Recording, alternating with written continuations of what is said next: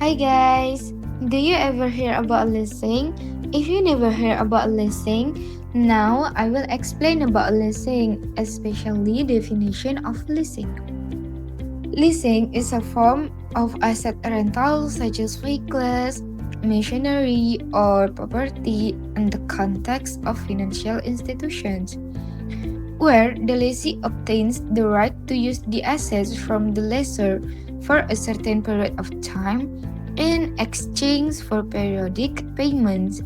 At the end of the contract, the lessee usually has the option to purchase the assets, return it, or extend the lease. And as you know, guys, leasing differs from direct purchase because it doesn't require a large amount of capital at the outset. And the asset remains the property of the lessor until the end of the contract. The history of leasing. Leasing actually has a very long history, much older than we might think. The concept of leasing began around 3000 BC in ancient Mesopotamia. At the time, farmers leased land tools and animals from wealthy landowners in exchange for part of their harvest. The system of using an asset without owning it is what we now call leasing. In modern history, the first formal leasing company was founded in 1952 in San Francisco, called in the United States Leasing Corporation. It allowed companies to rent equipment instead of buying it, which helped them save money and remain flexible. In Indonesia, leasing started to develop in the 1970 when the government officially recognized leasing as part of the financial system. Today, leasing is widely used for cars, heavy equipment, and even electronic devices. How leasing works. Leasing begins when a leasing company or lessor provides financing to a lessee for the use of a specific asset, such as a car or machine, for an agreed upon period. Once the asset is purchased by the lessor, the lessee uses the asset by paying predetermined monthly installments. At the end of the lease, the lessee usually has the option to purchase the asset, extend the lease, or return it. The main components of leasing. First, asset. The item being leased, such as a car, factory machinery, heavy equipment, or a building. Second, lessor. The party that provides and owns the asset. This is usually a leasing company or a financial institution. Third, lessee. The party that leases and uses the asset for business or personal purposes.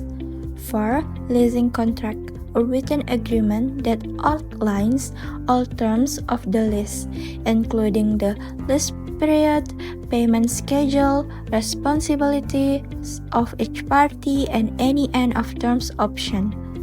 5. Lease payments, regular payments made by the lessee to the lessor. These payments usually include rental costs, interest, and the amortization of the asset value. 6. Residual value, the estimated value of the asset at the end of the lease term. This value often becomes the basis if the lessee chooses to purchase the asset after the lease ends. The leasing cycle describes the process of how leasing works from start to finish. It usually includes 5 main stages. The first, application stage. The customer applies for a lease and submits document. The second, credit evaluation. The leasing company checks the customer's financial ability. The third, contract agreement. Both parties seek in a lease contract with terms and conditions. The fourth, asset delivery and payment. The customers receive the asset and start monthly payment. The fifth, end of lease option. The customer can return, renew, or buy the asset. The example is, let's say you want to get a Toyota Avanza, but you don't have enough money to buy it in cash. You apply for a car lease at Toyota Astra Financial Service. After reviewing your financial document, they approve your application. You sign a contract for 5 years. The leasing company pays the dealer, and you can start using the car while making monthly payments. At the end of the lease, you can choose to return, exchange, or buy the car. So now I will explain about types of leasing. The first, operating lease. Imagine you rent a laptop for 1 year.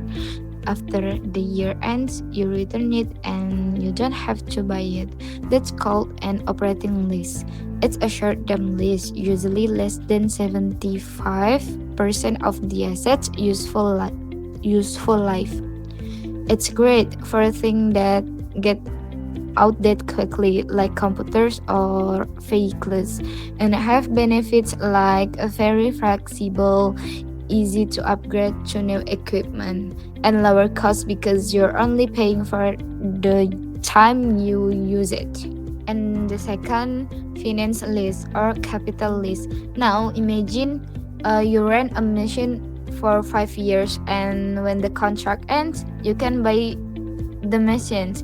This is a finance lease. It's like buying drug long-term rent. It's used for big assets such as trucks, heavy equipment, or factory machines. And you can get benefits like you can use expensive assets without paying full price upfront, and you may own the assets at the end of the lease. The third is sell and lease back. Here's an interesting one. Let's say your company owns an office building. You sell the building to a leasing company but then rent it back so you can keep using it. Why? Because you get cash from the sale but still use the building for your business.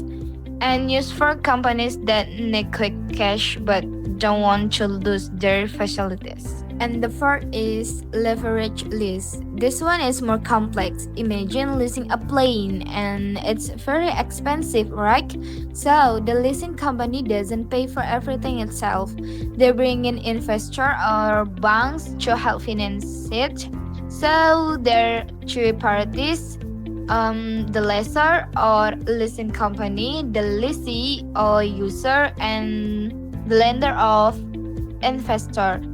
This type is common for large projects like airplanes, ships, or infrastructure. Last but not least, the fifth is cross-border leasing. This happens between countries. For example, an Indonesian company leases machines from a Japanese leasing company. It involves international laws, taxes, and agreements. It's used by multinational companies that operate in several countries. Next, I will explain some of the main benefits of leasing for companies. First, low capital access. With leasing, companies don't need to invest large amounts of capital upfront. This is very helpful, especially for small business to continue growing and acquire the asset they need. Second, flexibility. Through leasing, companies can easily upgrade or replace new assets without the hassle of selling old ones. Therefore, business can remain efficient and keep up with technological development. Third, tax benefit. Lease payments in leasing are usually categorized as operating expenses, thereby reducing the company tax burden. Fourth, low risk.